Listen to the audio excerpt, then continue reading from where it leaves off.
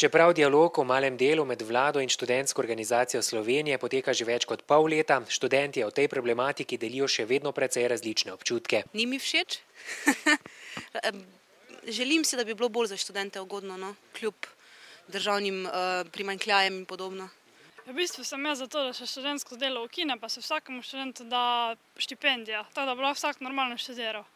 Glede dela pa, ne vem, se ti to bolj samo izkoriščanje za strani podjetnikov študentov.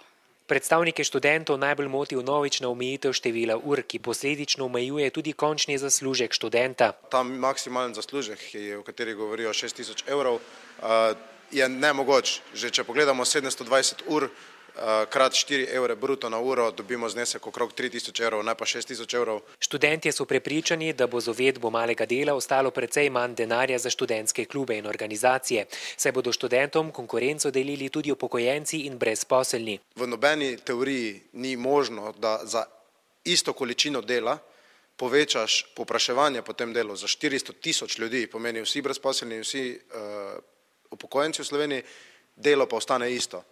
Enostavno to pomeni, da niti v teoriji se delo ne more ohraniti v enaki masi, niti v teoriji, niti v praksi. Nov zakon predvideva tudi plačevanje prispevkov za pokojninsko, invalidsko in zdravstveno zavarovanje.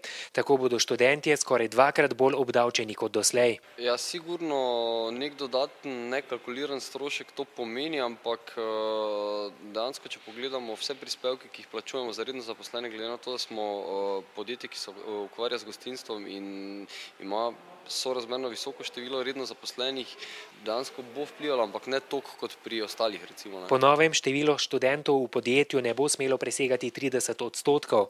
To za številne gostince, ki sedaj zaposlujejo tudi več kot 60% študentov, pomeni precejšnje kadrovske spremembe.